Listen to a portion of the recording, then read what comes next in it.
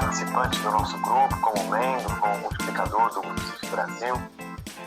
Parabéns pelo trabalho que você está desenvolvendo. Tenho visto aí, acabei de ver os seus stories e uma sacada excelente lá, fiz um comentário, depois você dá uma olhada. Parabéns pelo seu trabalho de divulgação da CIF. E eu estava preocupado com a questão dos profissionais de educação física também conhecerem, né? Nós conversamos sobre isso e eu acho que é uma área que carece de... A gente precisa mostrar mais, apresentar mais a CIF para a educação física. Você está pronto para começar aí? Tudo pronto, que está tudo certo.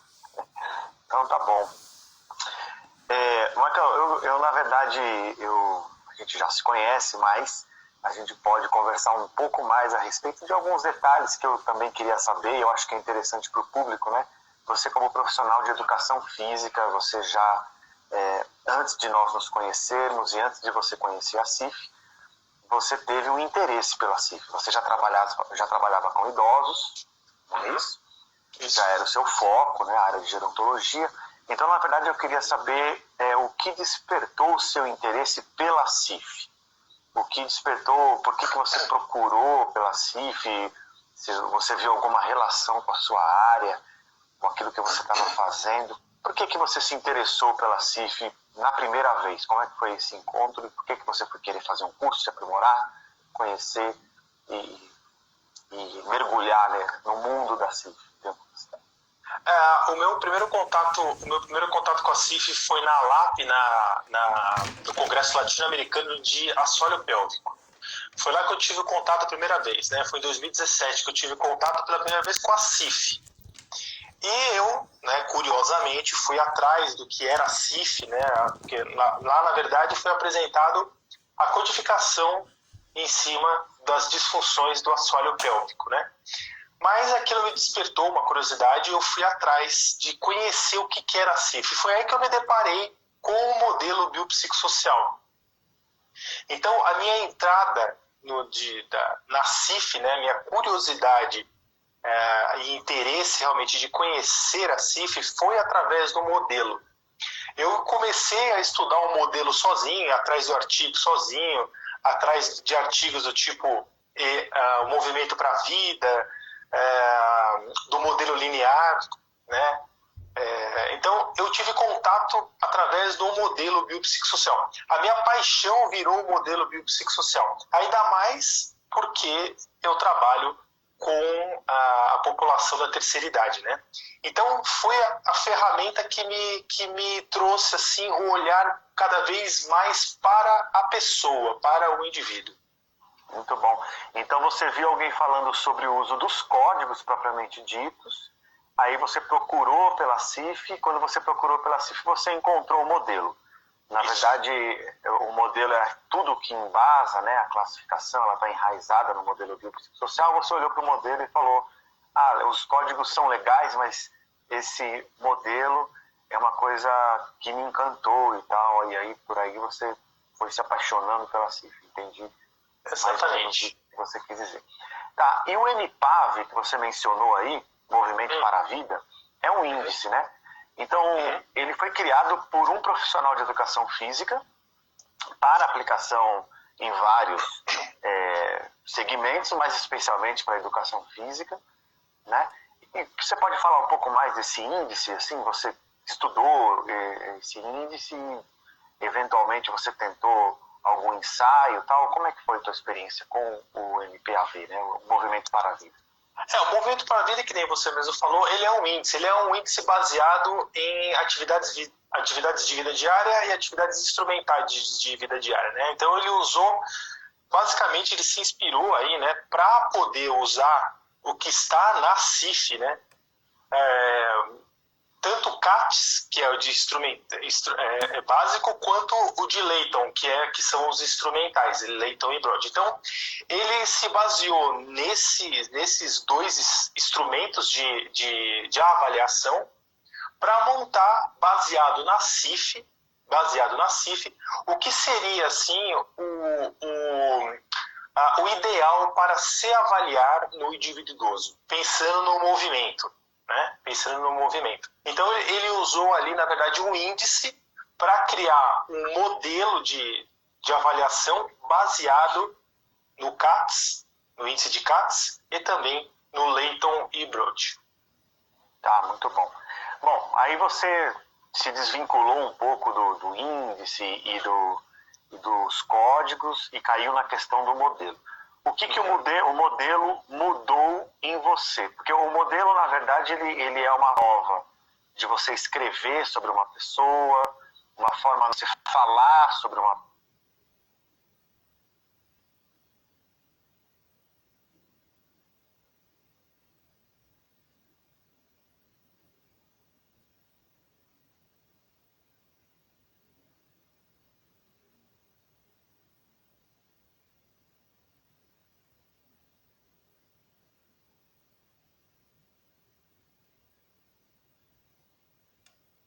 pessoa, uma forma nova de você pensar sobre ela, você como profissional, você começa a pensar diferente, aí você muda o seu jeito de abordar a pessoa, você muda o seu jeito de intervir. O que você mudou, o que o modelo mudou em você? Ô, Edu, o modelo, você passa a enxergar o indivíduo não como uma patologia, né?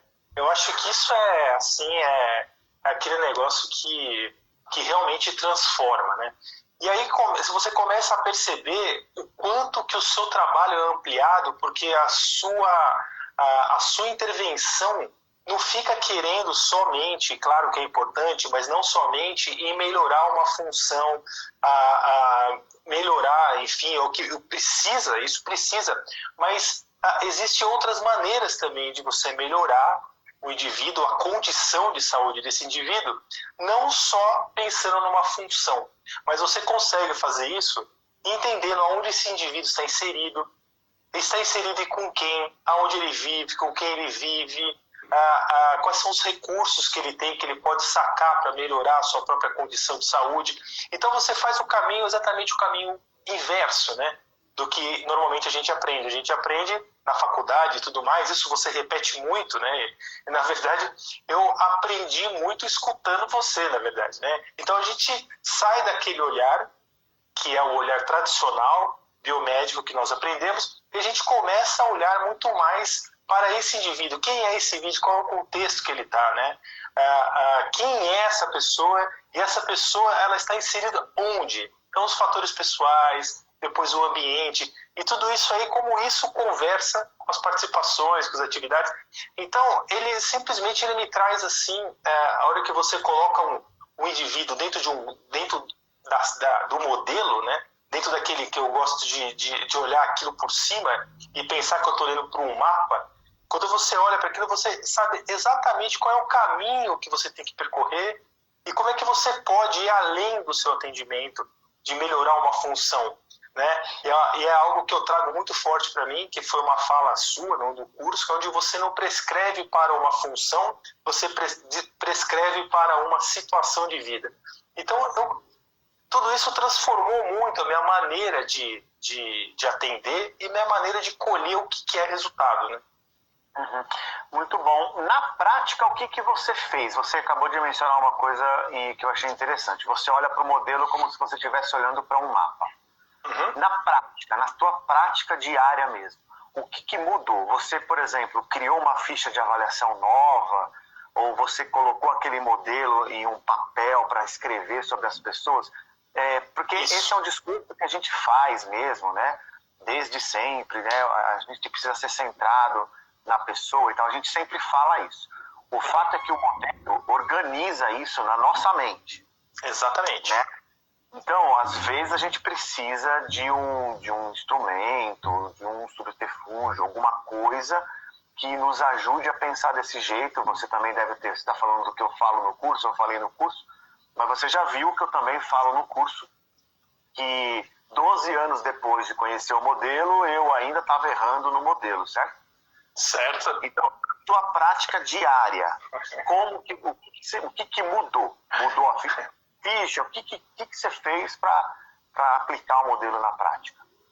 Hoje, por exemplo, eu não começo pela doença, eu começo entendendo quem é esse indivíduo. Então, na verdade, a minha anamnese ela mudou completamente, né? Então, a minha anamnese começa como muitas das amnésias, sabendo os fatores pessoais. Mas a partir daí, eu não me interesso, naquele momento inicial pelo menos, em história da doença, por que ele trouxe, o que está trazendo ele, por que ele me procurou. Eu tento saber aonde esse indivíduo mora, com quem que ele mora, se toma medicamento, quais são os medicamentos que toma, se usa alguma horte, se não usa, se ele mora em algum lugar, se eu não estiver na casa dele, se ele mora em algum lugar que tem escada, como é que é esse ambiente, se ele mora com quem que ele mora com a esposa, ou ele mora ela mora com o marido, mora com o filho. Enfim, eu comecei a me interessar muito mais pela pessoa. E aí, quando você começa a fazer isso, dessa forma, você pode ajudar já fazendo ali, por exemplo, alguma intervenção no ambiente. Isso ficava na minha conduta sempre num segundo plano.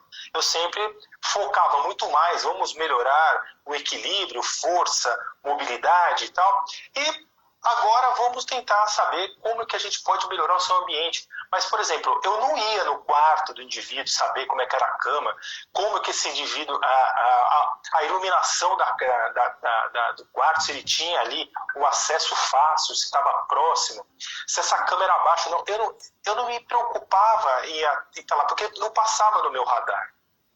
Né? Então, a partir daí, a hora que você começa a perceber que esse indivíduo ele tem necessidades, desejos e vontades, então a hora que você sabe disso, a hora que você vai falar sobre as áreas principais da vida e participação, que o indivíduo chega para você e começa a falar que o que ele realmente quer. Então, um exemplo que eu gosto muito de um cliente meu, e isso exemplifica muito essa prática, que ao longo do tempo ele desenvolveu Parkinson, doença de Parkinson, mas ele sempre deixou muito claro que ele gostaria de continuar indo ao escritório, gostaria de trabalhar, Isso era o ponto. E passado alguns anos, é um sujeito extremamente vaidoso, que resiste muito ao uso de uma órtese, de uma bengala, qualquer coisa do jeito. Então, eu sabia que ali a intervenção a partir de uma órtese, de uma tecnologia, seria muito difícil.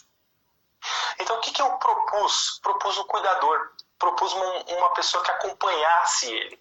Para quê? Para que ele continuasse fazendo aquilo que importa para ele, que ele continuasse indo ao escritório. E deu super certo. Então, o modelo também trouxe para mim, assim, o quanto que a gente não pode desistir naquela primeira dificuldade e desistir de levar para o indivíduo aquilo que realmente tem significado para ele. Então, transferir isso tudo para a prática. Claro que na hora que você vai colocar tudo, você pode, para quem está começando, muito mais, essas coisas que não tem ainda uma habilidade com um modelo, assim, né? Transferir tudo isso, se quiser, para um papel, estruturar. É o que eu falo nas minhas oficinas, por exemplo. Muito bom.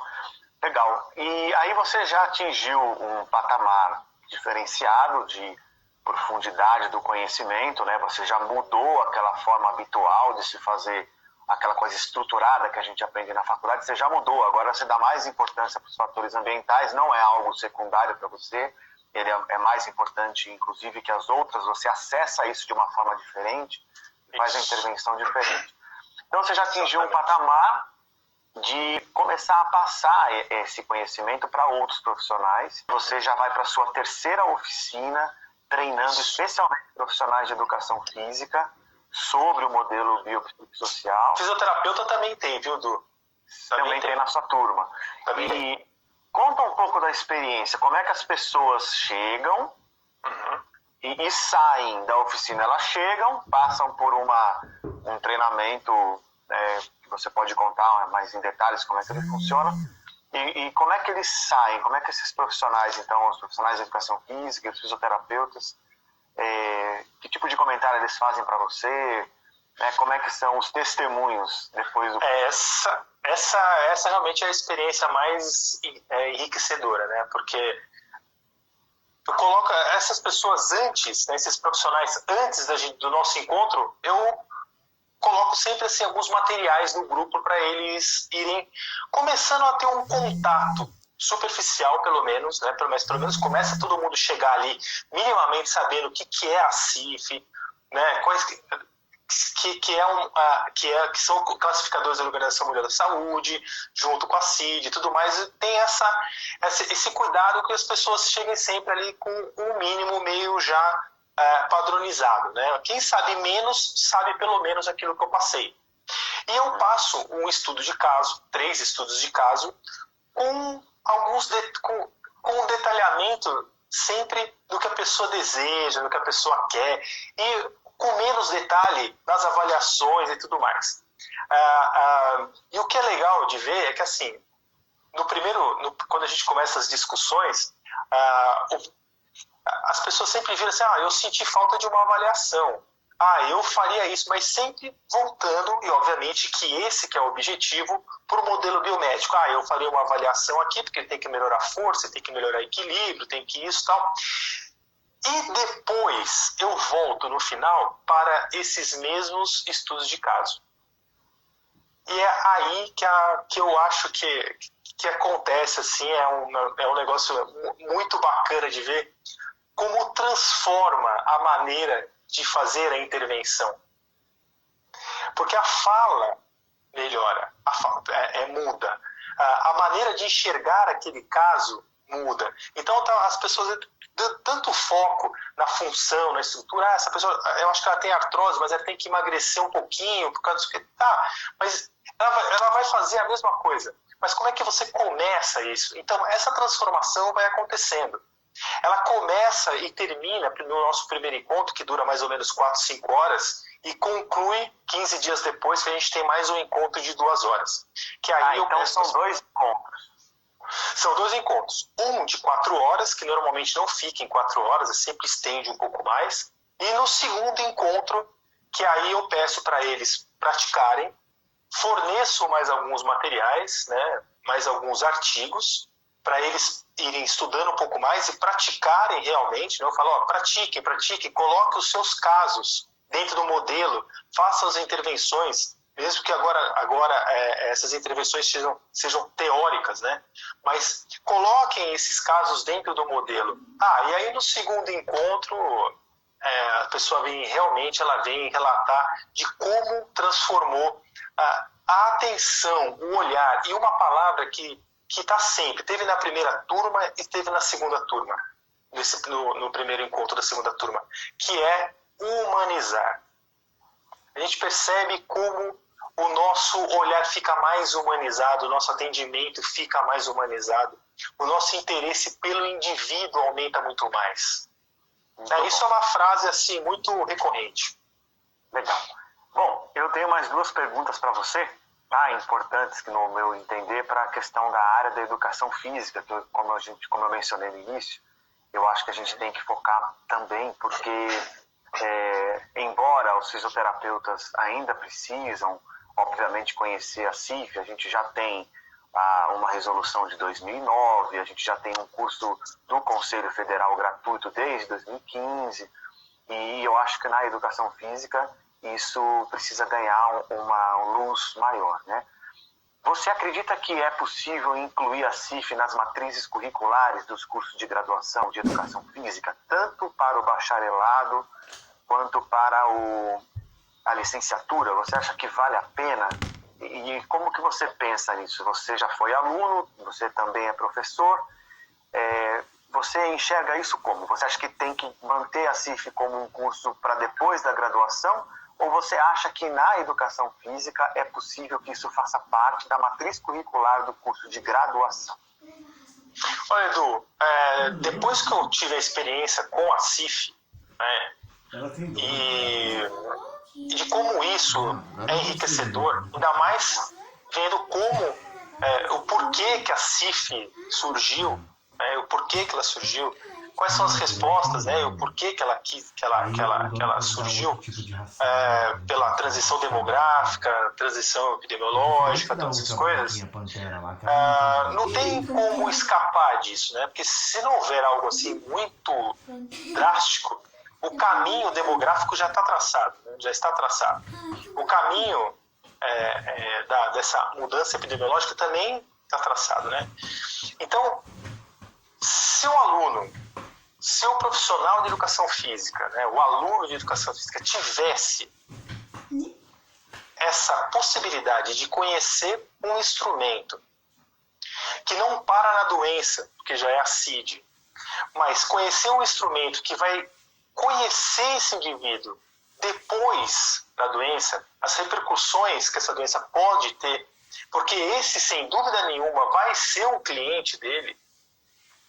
Vai ser um cliente dele, porque nas academias, nos clubes, aonde for que esse profissional for atuar, ele vai sim ter o cliente idoso como seu cliente. Não tem escapatória. As academias hoje estão aí chegando a 25%, 30% dos seus clientes com pessoas acima de 60 anos. E isso foi uma porcentagem dada pela Associação Brasileira de Academias, a ACAD, isso há uns anos atrás. Nem sei se isso já mudou, já não aumentou. Né? Então, esse olhar, ele precisa ter, o profissional de educação precisa ter esse olhar. Né? Então, se ele for buscar depois da graduação, é um desafio, né? Porque a gente sabe, né? Depois que o profissional ele já se apega a um método, a uma maneira, a um jeito, depois quebrar isso realmente fica mais. Você mesmo deu o seu exemplo, depois de 12 anos, ainda, né, aquele modelo, o modelo linear biomédico, ele volta. Então, se esse profissional tiver esse acesso a essa informação, a essa ferramenta na graduação, eu tenho certeza absoluta que quando ele se formar, nós vamos formar profissionais muito mais humanizados e com um olhar totalmente diferente para essa população, que será a maioria. Eu não tenho a menor dúvida disso. Muito bom. Uma última pergunta para você, Marco. Você falou sobre as academias agora, né? E eu também havia pensado nisso. Eu imagino que a academia não seja o seu mundo nesse momento. Você faz uma abordagem diferente. E até acredito que a gente, em ambientes fechados, em ambientes padronizados, né, controlados, como é o caso de uma academia, o professor tem muitas possibilidades de trabalho. Mas o aprendizado humano, a neuroplasticidade, especialmente quando a gente fala de reaprendizado, né, isso acaba exigindo a vida real. Acaba exigindo a calçada e não o step lá da academia apenas. Acaba exigindo situações reais, as rampas da vida real e não só a rampa que a esteira ergométrica faz, né? Então, embora seja possível simular, a gente também tem que trazer para a vida real. Mas as academias vão continuar existindo. Não existe, por outro lado, uma guerra contra ambientes padronizados, não é isso. O que a gente diz é que existe uma necessidade de um complemento, né? Mas as academias vão continuar existindo. E eu já frequentei a academia, eu sei que é necessário que o professor faça aquela avaliação física inicial. Né? Talvez algumas academias trabalhem com avaliações periódicas, o que é muito importante para observar a evolução do aluno e tal. Embora isso esteja fora agora do seu mundo, você imagina a CIF funcionando aí? E aí eu estou falando do uso dos códigos propriamente ditos. Então, o profissional de educação física, ele vai fazer a avaliação física comum, ele vai acabar acrescentando coisas de fatores ambientais, de atividade, de participação em sua avaliação, não vai ser só postura, força, flexibilidade, potência, resistência, ele vai precisar ampliar para algumas outras coisas se ele realmente usar a CIF. Mas você imagina a CIF com códigos sendo usada na avaliação física em academias, na primeira avaliação e nas reavaliações? Como é que você enxerga isso como profissional de educação física? Olha, Edu, eu acho que aí o desafio é interessante, é maior, né? O desafio é muito maior. Eu vejo ela muito mais forte, por exemplo, nas academias mais especializadas. Porém, o meu grande desejo, né, de conseguir fazer uma penetração mais forte nos conselhos e tudo mais, né? Montar, de repente, um grupo de trabalho e, quem sabe, não evoluir para um core set dentro de várias pessoas envolvidas que estudam a CIF, desenvolver um mínimo necessário pensando nessa população. serão aplicados para todos? A gente sabe que a incapacidade não é uma questão de idade ou não, ou de deficiência ou não.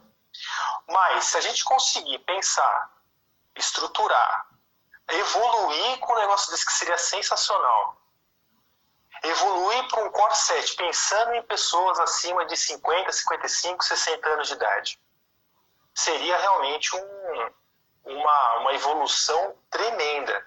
Essa discussão, porque quando a gente fala discutir CIF, né, discutir esse caso de incluir ou não a classificação, é discutir a funcionalidade, né? É discutir saúde em funcionalidade, saúde funcional, né? Então, é muito mais rico do que pensar na CIF como códigos e tudo mais. Mas eu acho muito mais amplo, eu acredito que seja realmente muito mais amplo. Esse é o meu desejo. Legal. Bom, essa era a última pergunta que eu tinha para você. Eu quero te agradecer pelo tempo que você dedicou aí à nossa entrevista. E para terminar, eu queria que você pudesse